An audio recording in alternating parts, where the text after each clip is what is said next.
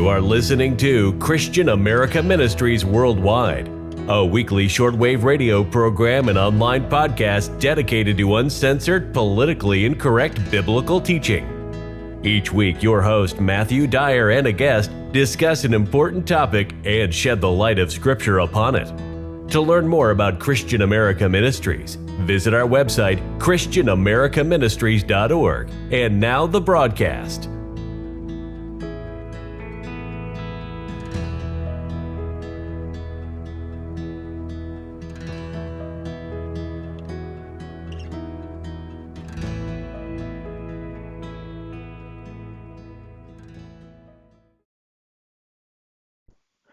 Greetings in the blessed holy name of our Lord Jesus Christ. Thank you for listening to Christian America Ministries Worldwide. I'm your host, Matthew Dyer, and we are broadcasting around the world on shortwave radio and over the internet at our YouTube channel, Christian America Ministries on YouTube, as well as Spotify, TuneIn, and at kingdomradioonline.com. And if you're out there listening to us on shortwave radio, we would appreciate a reception report. You can go to our website, christianamericaministries.org, and send us a reception report through our contact page. And I'll send you a free copy of my book, Is Jesus God or a God?, which is a defense of the deity of Christ, just a little book that I put together using Scripture. And I'll send that to you free of charge, just as a gift for sending us those reception reports, which help out a great deal, allowing us to know who's listening out there on the radio. And also, if you're listening to these programs and you are getting a blessing from them, consider going to our website also and to our contact page, and there's instructions there on how you can donate directly to the radio station that puts these programs out for us, and that will keep our monthly bill down, and it helps out a great deal. If these programs, I don't do any advertising, don't sell anything on them. It is completely listener supported, so we do require that support. I don't like talking about that kind of stuff on the radio, but unfortunately, these kind of things take money to do, and oftentimes I have to remind people that. So just keep that in mind if you do enjoy these programs. In this program here, it's kind of going to be a follow-up program to one that we did back in October 14th of 2023. I had a program with Bret McAtee, Pastor Bret McAtee, and we discussed Kinism. And that program went by really quick, and we really didn't get to discuss some of the attributes of Kinism in relation with Marxism and communism and their promotion of multiculturalism in our society, which is very prevalent. I mean, you can see it anytime you go to the grocery store and you look at the magazines there, or you turn on the TV or even YouTube or something like that, you can see how our culture is pushing multiculturalism on us very hard. And it is something that we need to counter because it is not biblical. So if you haven't listened to that program that Bret and I did back in October, it was October 14th, I recommend you going back and listening to it after this broadcast or even before if it's archived. So without further ado, I want to introduce Bret McAtee, and thank you for coming back on the program, Bret. Thanks, Matt, for having me on. I guess it says I didn't destroy our relationship too much the last time. No. Or didn't make too, I guess they didn't make too many people mad. No, actually, the program was real popular, believe it or not. I had a lot of good things said about it, which surprised me. I was very surprised. Great, that's hopeful. Well, Bret, real quick before we start, why don't you just tell my audience real quick who you are, where you pastor at, and just a little bit about yourself real quick for those listening that are new. Sure. My name is Bret McAtee, as we already know. I'm a pastor in Charlotte, Michigan, which is about 20 miles south of the capital of Michigan in Lansing. I pastor a small independent Reformed church called Charlotte Christ the King Reformed Church. Happily married for 40 years, this past October. 3 adult children, 14 grandchildren, and 15 on the way, or maybe it's 15 grandchildren, number 16 on the way. I lose track. We've been here, this is 29 years, just about this time of year. I also author Iron Ink. I do a podcast called Iron Rhetoric, and I tend to be I don't try to be actually, but I tend to be controversial. I guess it's about a pretty good summation. It's easy to do nowadays. Everybody gets offended very easy. Well, Right. Bret, real quick, I guess I want to tell my audience, maybe those that don't know, wanted to kind of give them a quick, a quick explanation on what kinism is for those that don't know what it is. And that is basically that God made the different races, the different kinds, the different kins, and he intended for those kinds, those races, those kins to remain the way he created them and be separate, be with their own kind. And as quick as I can do it, that is what kinism is.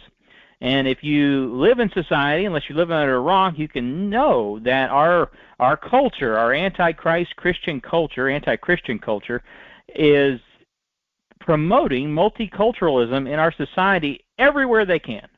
And it has gotten worse and worse as time went on, and we have fewer and fewer people standing up to attack it and say, hey, that's not right. And in this program, I've asked Bret to come on and tell us why is it that these Marxists, these communists, these anti-Christian forces, why is it that they are promoting this multiculturalism, which is pretty new, and what are some proofs that they do promote it, and what do they have to say in their writings? Sure. The reason they are promoting it is because they're antichrist. Amen. God is a God of particularity and distinctives. God is both one and many in a Trinitarian framework. And by attacking the manyness of God, the distinctions that God has ordained in such a way, they're attacking God. Because if they can get what they desire, that is flattening out all the distinctions, then the consequence will be that the distinctions, any distinctions in the Godhead will be flattened out. And on top of that, they're aiming for a man as God reality anyway. So really, wokeism or cultural Marxism, which are derivatives of Marxism, of classical Marxism, really those have all as their goal just rolling Christ off his throne.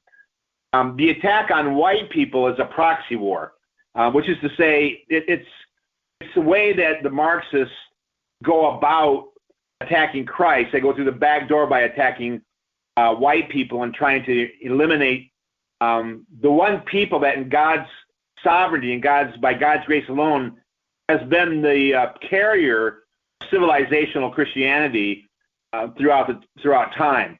So Marxism has always been against particular religions, Christianity especially, and this recent incarnation of it called cultural Marxism, which is distinct from classical, but still Marxism, is just one more prong in their attack to roll Christ off his throne.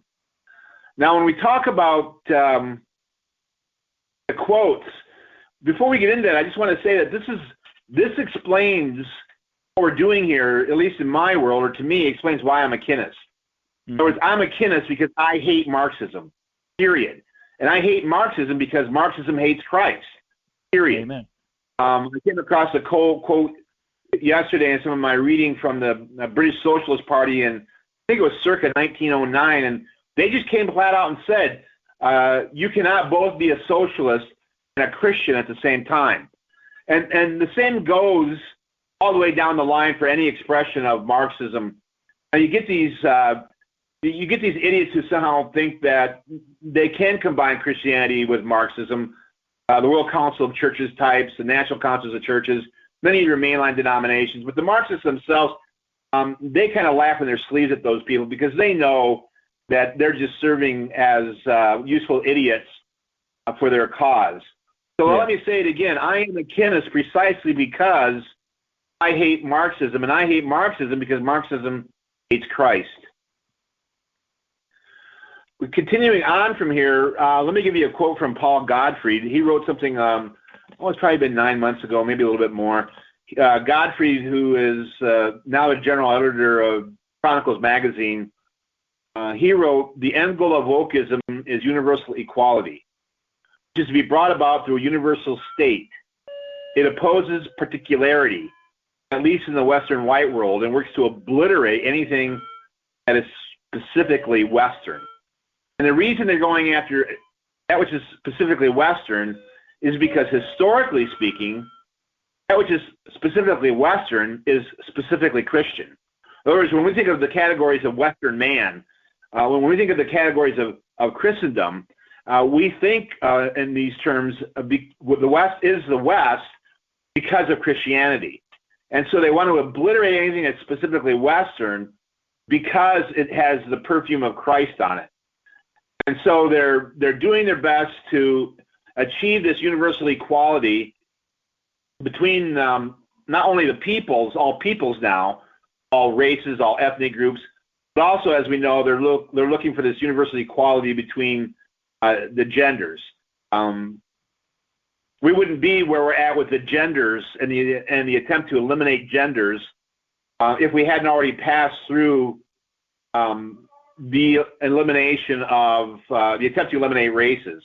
For example, we wouldn't be cutting off little girls' breasts if we hadn't already done Virginia versus Loving back in 1960, whatever, maybe it was early 70s.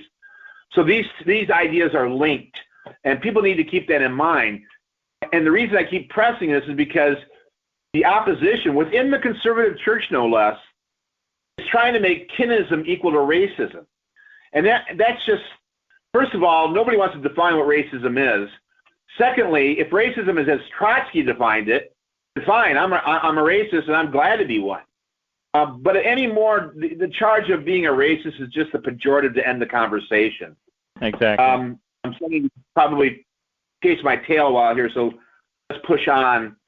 The goal of Marxism then has always been, historically, been this universal equality. Now, I quoted Gottfried, but let's go back and quote some of the early Marxists. Here's Friedrich Engels from his Principles of Communism in 1847. And of course, Engels worked with Marx. Engels was largely Marx's money bag, his bitch. He was the one who kept sending Marx money when Marx didn't have him, and Marx never had money. But he helped Marx, and he helped in the writing as well. And here's what Engels said that's going to substantiate, at least it's plank one to substantiate what I'm getting at. And then I'll pause after this quote for some interaction. He had kind of a catechetical approach here. He asks, what will be the attitude of communism to existing nationalities? This is from his book, The Principles of Communism, in 1847. He says, in answering his question, nationalities of peoples associating themselves in accordance with the principles of community will be compelled to mingle with each other as a result of this association, and hereby to dissolve themselves.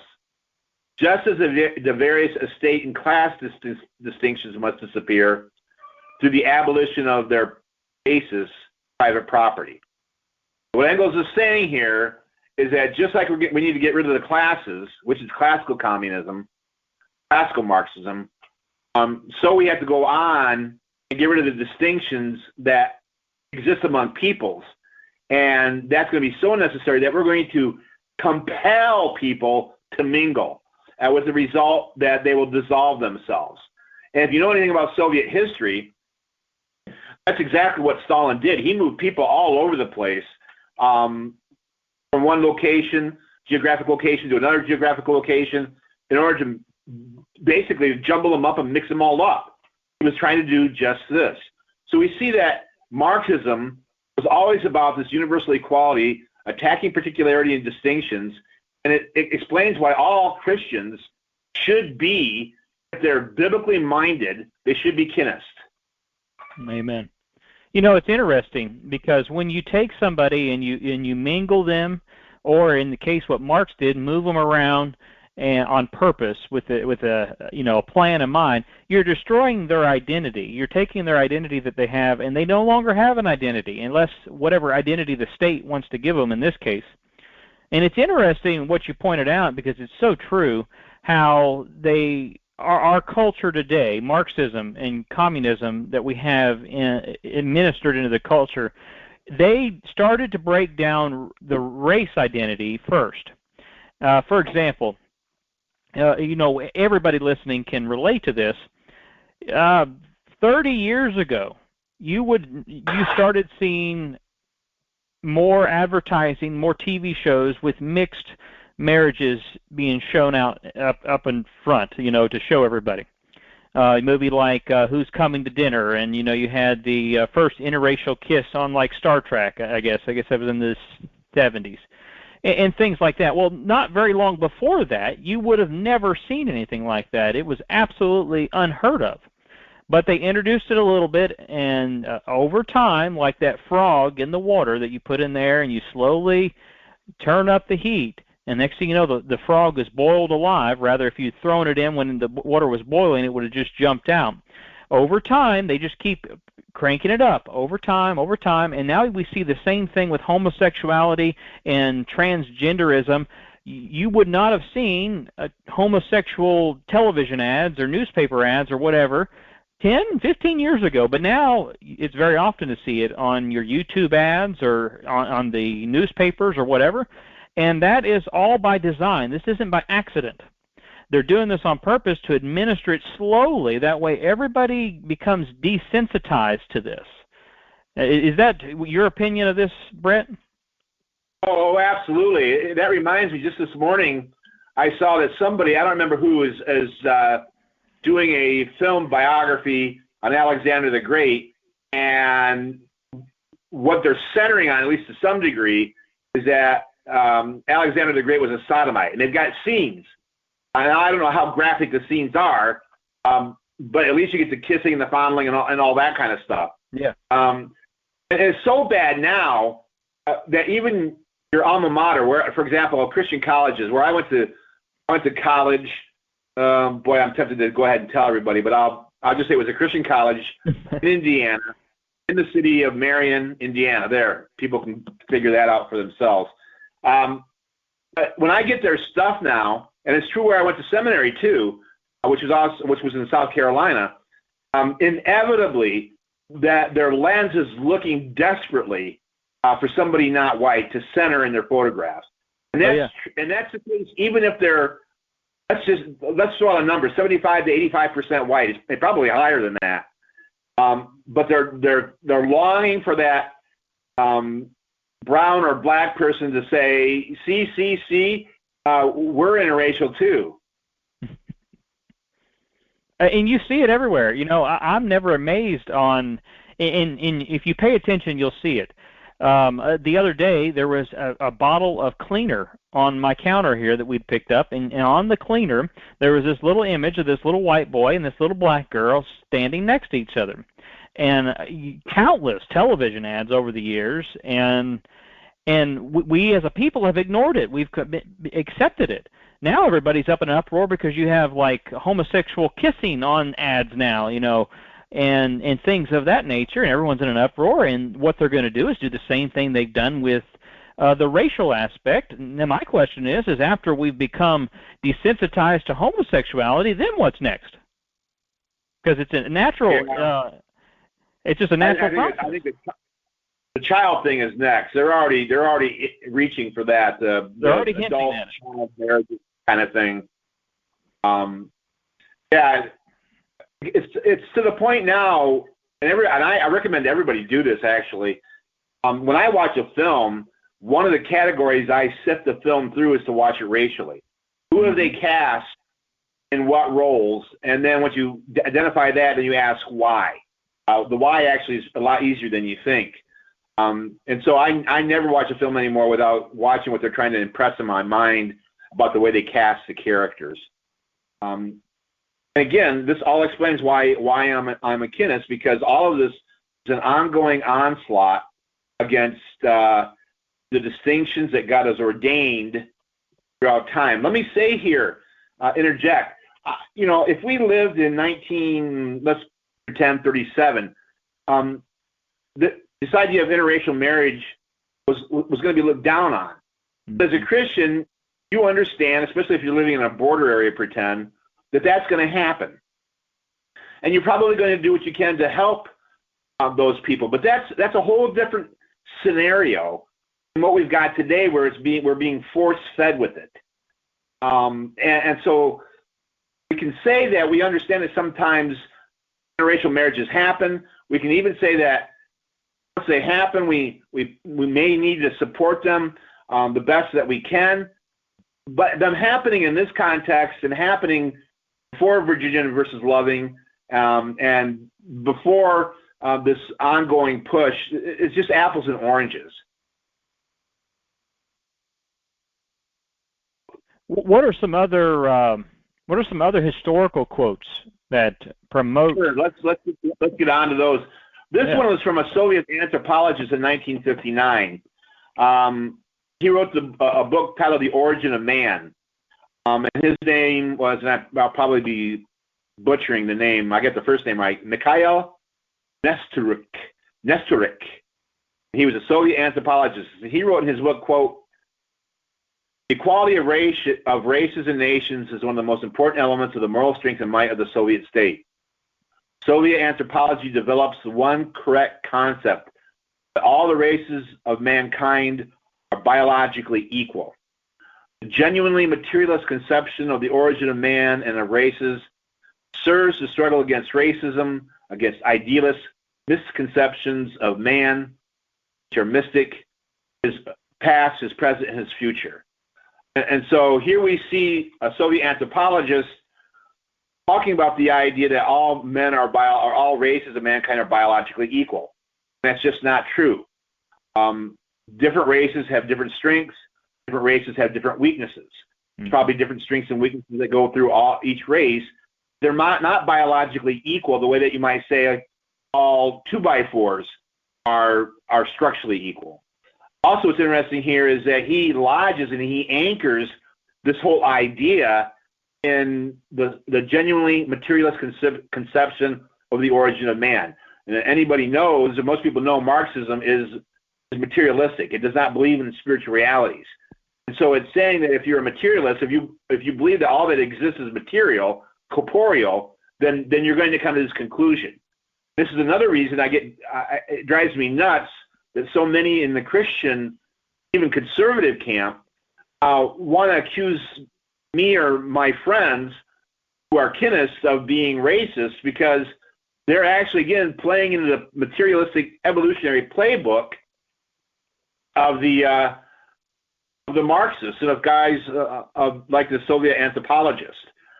And so this is going back. The first quote is from 1847. That showed us what their intent was all along. This quote is 100 years later, but it's still clear back in 1959. And so we see that there's a pattern. And so what we're experiencing and seeing around us, as you've already said, it's not accidental. It isn't just a matter of, oh, this is happening. No, this is planned. And as Christians, well, I think part of the idea of being a Christian is that you resist Antichrist. Indeed, yeah. I mean, what is being a Christian? If you're not resisting Antichrist, what is it? Exactly right. And again, I understand people have the best of intentions. That I'm talking about clergy, because the clergy corps in America, and the Reformed Church particularly, is just, what word shall I use? Brain dead. Yeah, that's a good word. Again, there are exceptions. There are exceptions. I don't want to make a universal statement. I know I can count 5 to 8 people that I would salute on this subject along with me in terms of clergy. But by and large, they're right into this cultural Marxist game plan. Now they call it something else. They want to be nice about it. They don't want to talk about it. Even somebody like Ken Ham, for example. Ken Ham is going to be in Charlotte either yesterday or this coming Sunday. He's speaking on his book, One Blood, which promotes the same idea that there really isn't any difference between the races. Yeah. That is Marxist. That finds its origin in Marxism. Here's another quote. This one is from a name that everybody will know, or most of your listeners will know. This one is from Vladimir Lenin, the first communist dictator of the USSR. He wrote a little pamphlet called The Rights of Nations to Self-Determination. Interesting title, isn't it? But he says here, quote, the aim of socialism is not only to abolish the present division of mankind into small states and end all national isolation, not only to bring the nations closer together, but to merge them.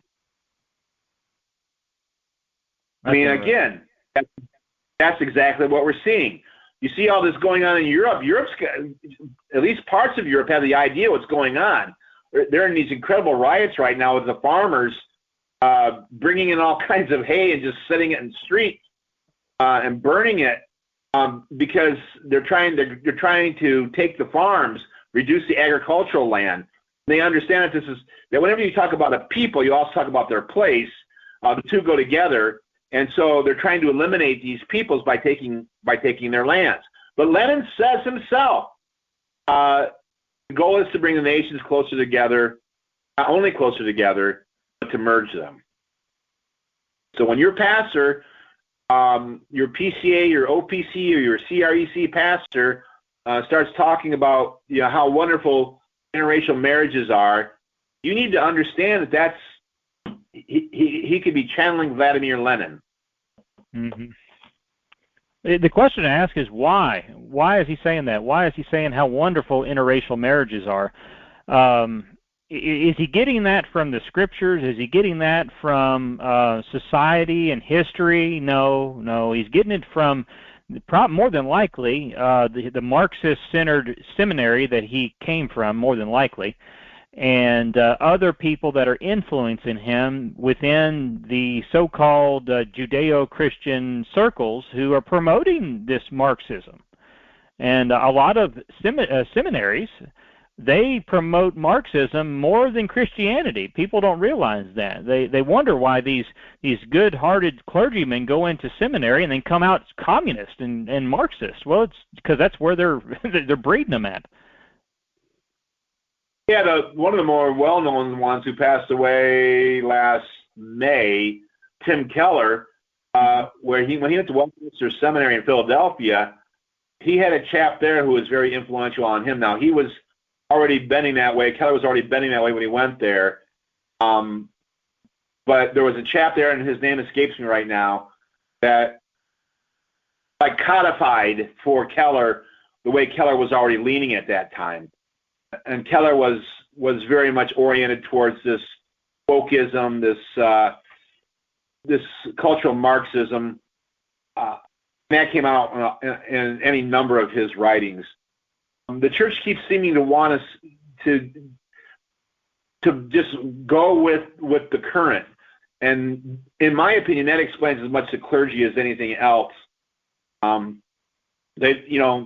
They want to make sure that people keep writing their checks to put in the offering. And so they dare not say anything that's going to overturn what the predominant cultural currents are that their people are swimming in. And so they just float downhill with everybody else on this particular subject. But we should note here when we talk about this matter that Francis Nigel Lee brought up an interesting aspect of this. He wrote several books on communism. One was a whale choker of a book. It's 1,500 pages. It's huge. Oh, wow. It's called Communist Eschatology. It's hard to find, but that's been an important book in my life in terms of helping me to think through these things. One thing that Francis Nigel Lee noted in his book is that he said communists often use a dialectic where they will seem like they are supporting a particular people group or nation.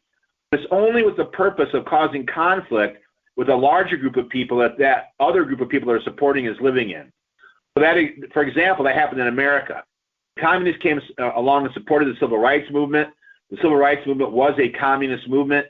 They supported black civil rights. And you would look at that and you would think, well, the communists, the Marxists here, they're supporting this particular nation as opposed to white people. But Nigel Lee points out that that's only temporary.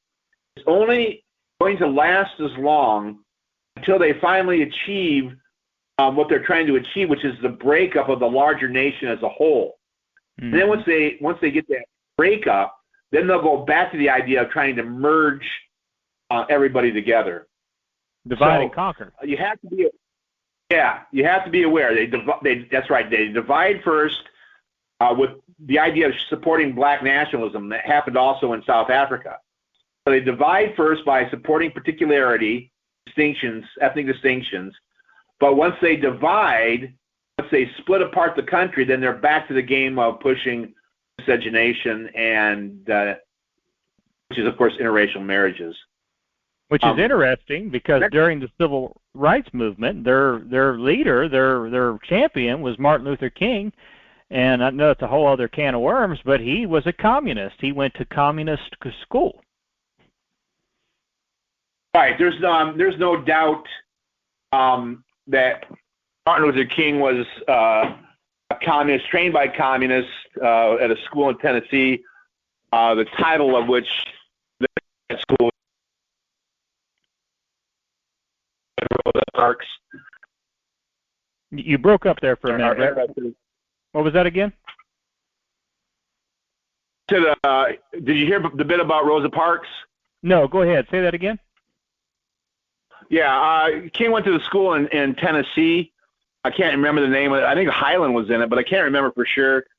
There are photos of King at this communist training center with Red Rosa Parks. She was the black woman who started all the busing problems by refusing to give up her seat. But anyway, on this matter of the civil rights and its attachment, the black civil rights movement and its attachment to communism, people should read Kent Steffgen's, Stffgen, a little book, The Bondage of the Free, and it goes into the Marxist tentacles of the civil rights movement. If we continue to look at quotes, we cite Lenin again in a different part of the same book, The Rights of Nations to Self-Determination. Quote, he says, just as mankind can achieve the abolition of classes only by passing through the dictatorship of the proletariat, so mankind can achieve the inevitable merging of nations only by passing through the transition period of complete liberation of all oppressed nations, that is, their right to secede. So again, what we're seeing here is that he's admitting there's a period where they're going to support nations seceding from other larger nations. So for example, you had Czechoslovakia, and that gets divided into Czech and Slovakia. And you had South Africa that got taken away from the Boers and the Afrikaners. And so they'll support that. They'll support civil rights here. But then he says that's only a passing period, the transition period, for the larger purpose of eliminating the distinctions between men. Here's another one. This is from Marx himself. And by the way, I don't know if your listeners know this. Marx's works, his complete works, there's still tons of his stuff that's never been released. That's interesting. In Russian vault someplace. I read that not too long ago. But here's a quote from a study of the national implications in the work of Karl Marx.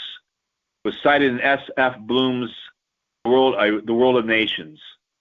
Marx says here in his collected works, volume 5, page 103, quote, even the natural differences within species, like racial differences, can and must be done away with historically. So Marxism has always been a leveling ideology. We're seeing not only leveling with the classes, so they have a classless society, leveling also with races. Now so you have a raceless society, but now we're seeing also the leveling effect among genders. So you have a genderless society. So wherever you see this leveling work, there you're seeing Marxism and its attack on the plurality or the manyness aspect of the Trinitarian nature of God. So this idea of hating kinism is really, if you keep pulling the strings, it's a hatred of the idea of God being one in many. It's a hatred of God's diversity. And so again, I want to emphasize that the reason I'm a kinist is I'm a Christian. I believe in the Trinitarian nature of God, and this leveling is not biblical. It's not Christian. As a matter of fact, it's Antichrist. Indeed. And, the more you dig into this, you see, the quote you just quoted from Karl Marx sounds like something you would hear a politician or a preacher saying today, when they say, well, we're all one race. How long will it be before we're all one gender? Or, well, same principles when we're all many genders. Or we're all one age, where, again, it doesn't, age is a figment of your imagination, so the 35-year-old guy can marry the 5-year-old boy, or, it sounds ludicrous, but you know what we're talking about now, what we're seeing now sounded ludicrous in 1955. Yeah. And over time, conditioning and desensitization, we're seeing these things come into fruition today, and and it's going to continue getting worse if people don't realize what's going on. All right, and every time someone says it can't get any worse, I just laugh at them. I mean, these people have no bottom that they can arrive at. The good news, though, in all this is that they can't win. No, they won't, because they're actually promoting death, is what they're promoting. All those Scripture says, all those who hate me love death. And as you and I both know, and your listeners know, death can't win. Because death dies. And when death dies, then something else has come to the fore. So they can't win. They won't win. God's Word tells us they won't win. But part of them not winning is waking Christians up to realize that this hatred against Christian nationalism, this hatred against ethno-nationalism, this hatred against kinism is Antichrist. Let it be said here, people want to keep suggesting somehow that this is somehow uniquely white. I have friends who are black kinists who agree with me ideologically on the points that we're talking about. I have friends who are Filipino kinists. I have friends who are Mexican kinists. Most of them have less trouble than most white clergy with this. And you know what? Even though we articulate what's being said here, we get along just fine. Our friendships are well. We talk to each other on the phone. Some of these guys live far away, so I don't see them a lot. But actually, I have more in common with them, oddly enough, than I do with a white clergy member who has sucked in and imbibed this cultural Marxism, this wokeism that we're looking at. Yeah, I mean, because you understand a very natural principle, a law, actually not a principle, it's a law of nature, of that what God put in place, that he made these individual peoples, and he wanted them to stay that way. He didn't want them all to be one race or one gender or one people or one nation. He made them that way because he wanted to. Why he did that? It's because God wanted to. And if you read in Genesis, he said when he made his creation that he looked upon it, and it was very good. That would include white people, black people, yellow people, or whoever. And these antichrists want to take that creation and they want to intermingle it and make us all one bronze-type man, and make everything. They want to put us all in a blender. Put us all in a blender and hit high speed. Yeah. What is that? Cafe latte. Just this, like you said, a bronze man. What's funny? I was talking about. Go ahead. And people will call you a racist and all these other nasty names for saying such things. But what we're talking about, that me and Bret believe in, is a very old way of thinking, and it is from the Scriptures, and it's the way God made it. What we're opposing is something new. It's something brand new. Right. And if it wasn't new, we'd all be gone a long time ago. Right. It's new, and as much as it's making a comeback now, but you can trace it all the way back to the Tower of Babel. Same kind of stuff going on there in Genesis 11. Let it be said here also that I can get along with these other people I've talked about who are kinists that are among other peoples or races. We're friends. We just understand that I don't want my grandchildren marrying his grandchildren. He doesn't want that either. Yeah. He understands that there's going to be distinctions in cultures, and so do I. So the odd thing is the suggestion that somebody's a racist because they're a white Kinist, when in point of fact they have friends across the pigment spectrum who are themselves Kinist that they get along with just fine. So it's Marxism that we're in opposition to here. Indeed. Let's look at one more quote. Yeah, go ahead. From Nikita Khrushchev. He was the one who succeeded Stalin eventually, a very bloody man in his career, as all communists are. But he wrote, quote, "Full-scale communist construction constitutes a new stage in the development of national relations in the USSR, in which the nations will draw still closer together until complete unity is achieved. However, the obliteration of national distinctions, especially of language distinctions, is a considerably longer process than the obliteration of class distinctions." Here's Khrushchev. He's telling you where the communist arc is headed. He's saying, yes, we're going to get rid of class distinctions, but the matter of race and language, obliteration of those distinctions, well, that takes a little bit longer to do.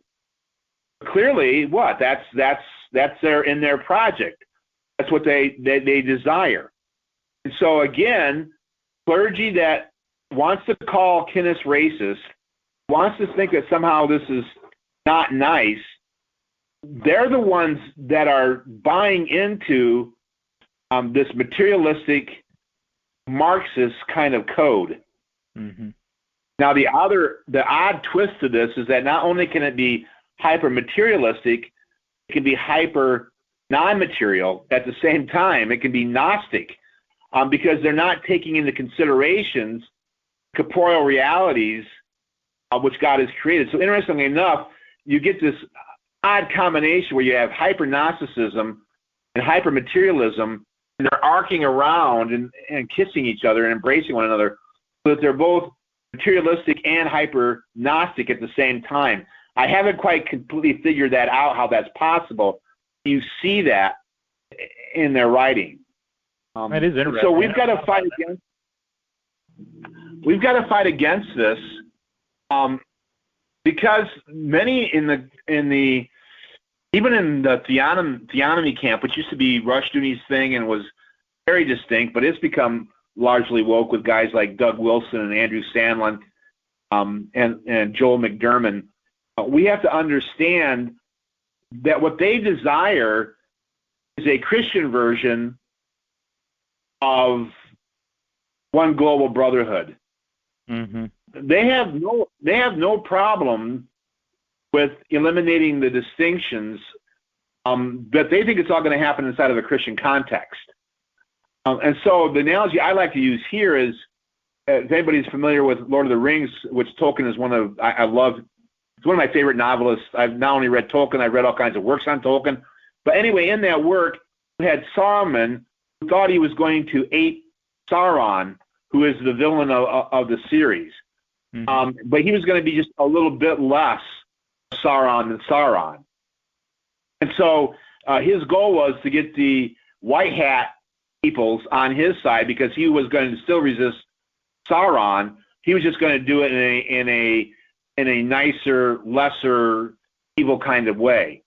And that's what I see going on with the clergy who have embraced this. They would never say they're cultural Marxists. They would never see that they're into woke. They would be abhorrent at that idea, but that's still, at the end of the day, that's the agenda that they're pushing. They're pushing this idea of a global Christianity that's all going to be under Christ, but still going to have the same results of a cafe latte world. Yeah, absolutely. But they just want a Christian facade on Marxism is what they want. They may not even realize that, but that's what they're pushing. They want a sheet over top Marxism, communism, anti-Christism, and they want to slap a reformed Christianity sticker on it, and that's what they're doing. And that's what they're doing.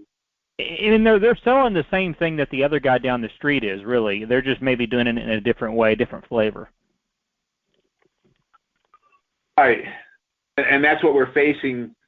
It almost seems ubiquitous not only in the Reformed Church, but every place else as well. I keep going back to Esther. Haman said to her, perhaps you were raised up for just such a time as this. It looked like everything was going bad for God's people, but God still had somebody that was going to be influential. And so those of us who are on outposts and those of us who are out on the limb, we still need to continue to be faithful for Christ and for His glory and not worry about the odds. Good news is it's a target-rich environment. Even if you're a bad aim, you can't miss. Yeah, indeed. You're absolutely right. When the enemy has surrounded you, you can shoot in any direction and hit him. Right. And you That's said pretty much something. where we're at. You said something to me last time. I can't remember if it was in the radio broadcast or if it was in a private conversation, but you had made the point that this thing on race, that wokeism, kinism, then it is going to basically, in your opinion, fuel what will become the next Reformation, because it is that important and it's being attacked so much from all different points of view. And ever since you told me that, I cannot agree more, because right now, no matter who you are, you can see the struggle in our society, and it's not working. It's a failed experiment, and it's infected the so-called church so much that they've almost become ineffective at doing anything. I mean, you look at some of these different denominations and different churches, and they don't even resemble Christianity at all. I mean, they're resemble more paganism than they do Christianity by their actions and by what they're teaching, and with things like this. Yeah, you wouldn't believe the stories I get. I know a chap in Europe now. I won't even say what country because I don't want to get too precise, but he's calling me, and he calls every 6 weeks or so and talks an hour because he's so lonely, shares our worldview, and he thought he found a church. He knew that it wasn't going to match Kenneth's world, but he thought, it may be close enough. But he gets there, and this is the most conservative church, probably, perhaps in all the nation. And he hasn't looked at everybody, but he's looked at a lot of them, talked to a lot of people, and he had the pastor over recently, and it was a complete flustercuck.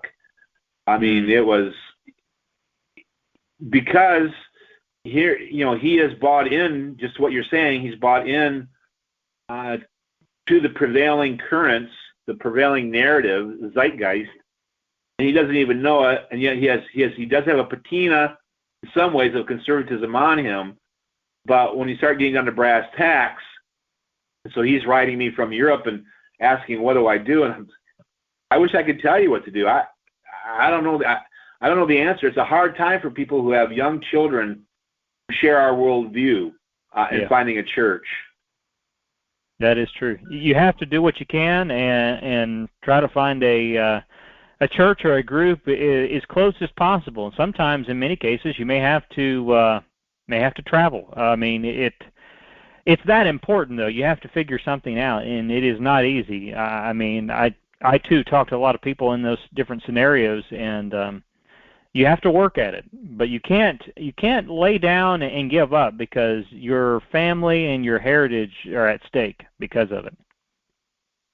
Even if you gather only in non-ideal situations, like you gather with 2 or 3 other families, and you broadcast in somebody who has a shared worldview preaching, and you do church that way. You're right. So you had to do something, and then of course you should really be concentrating these families on family altars, even more so than people who perhaps do have a really good church. So you have to be very definitive about what you're doing. And you have to teach your children not only the catechisms, but you have to teach them worldview thinking as well. Because if you don't do worldview thinking, thorough worldview thinking, you're going to fall into this kind of a trap. And I'll throw this out here too for those listening. I highly recommend anybody with children to homeschool their children, because when you send your children off to public school, public government-run school, they get a Marxist education there too. And if you can't homeschool your children for whatever reason, think about what will it take for you to do it. And then if there is absolutely no option to do that, think about another way of how you can control your children's education. And maybe even a private school oftentimes is not the best case, but sometimes, depending on the school, maybe it is. But something to get grasp of your children's education, that way they're not infected with this cultural Marxism in some other way too.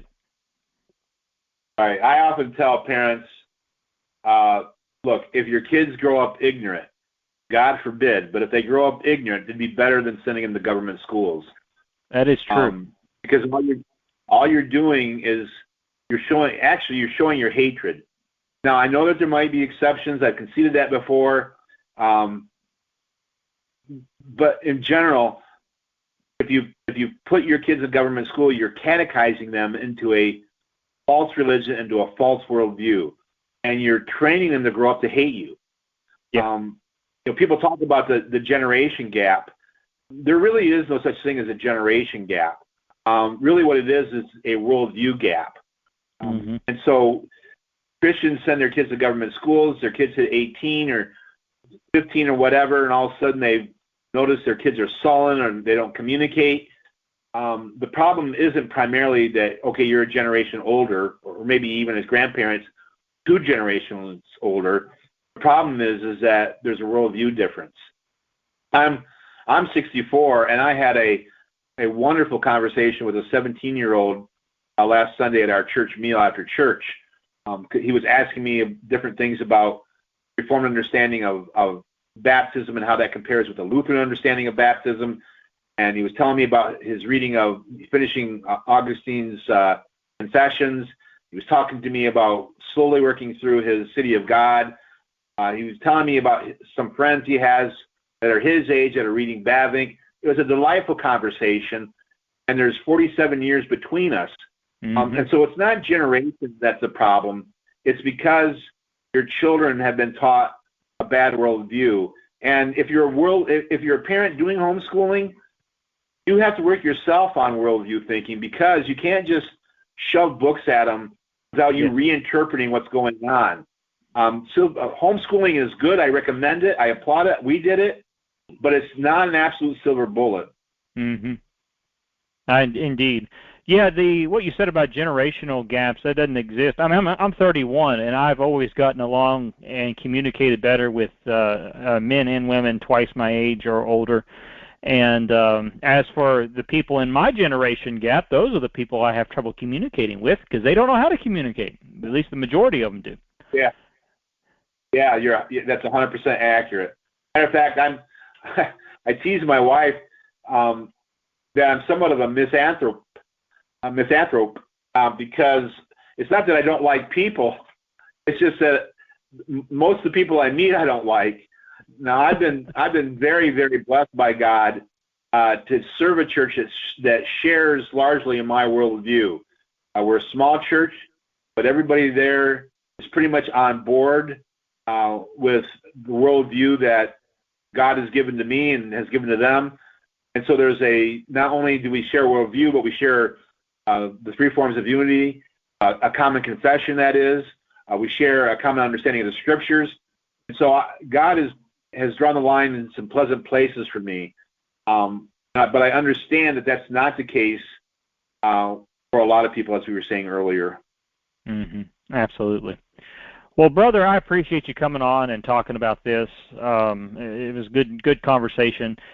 Could you give my audience your website? That way they can go to check out your podcast and your blog. You got some really good material on your blog that I think everybody should go check out. Yeah, my blog is Iron Inc., www.ironinc.org. And my podcast can be found on Spotify, but you can also go to ironinc.rhetoric, rhetoric.org. And if you want to listen to the sermons at the church, that's Iron Inc. sermons.org. And also there's on one your... more. I'm not sure. Yeah, go ahead.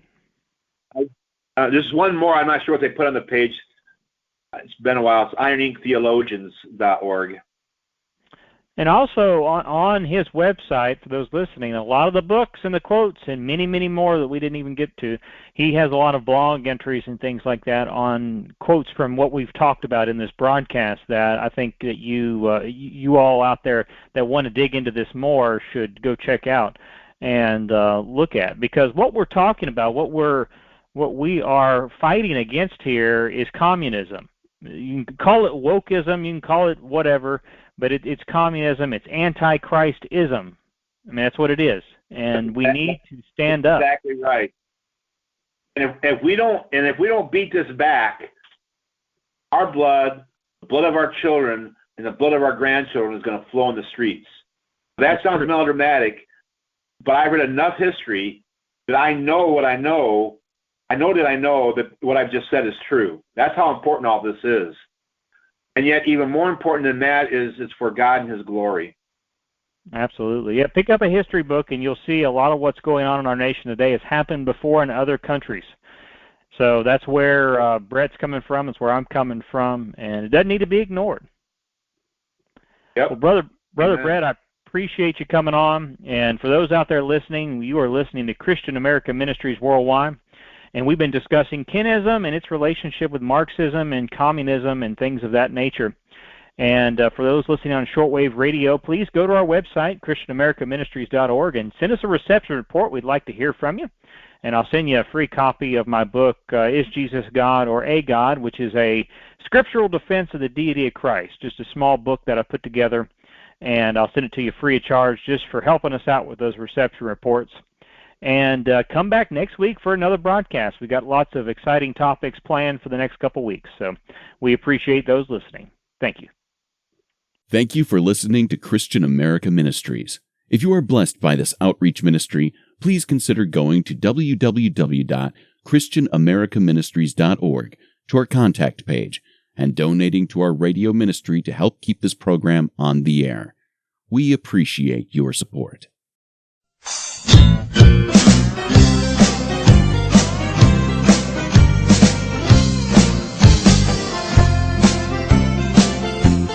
Here's a song for all of you liberals who believe your ways are best, who don't mind overcrowding this nation with a swarm of foreign immigrants, who don't care about the population, who don't care if it's about... It is time to organize. It's a time of war, and it's time to revolt, and it's your time to show we are a people of a struggle hasta San Diego. We got crime overtaking our cities. We got gangs taking over our streets. We keep handing out more and more welfare.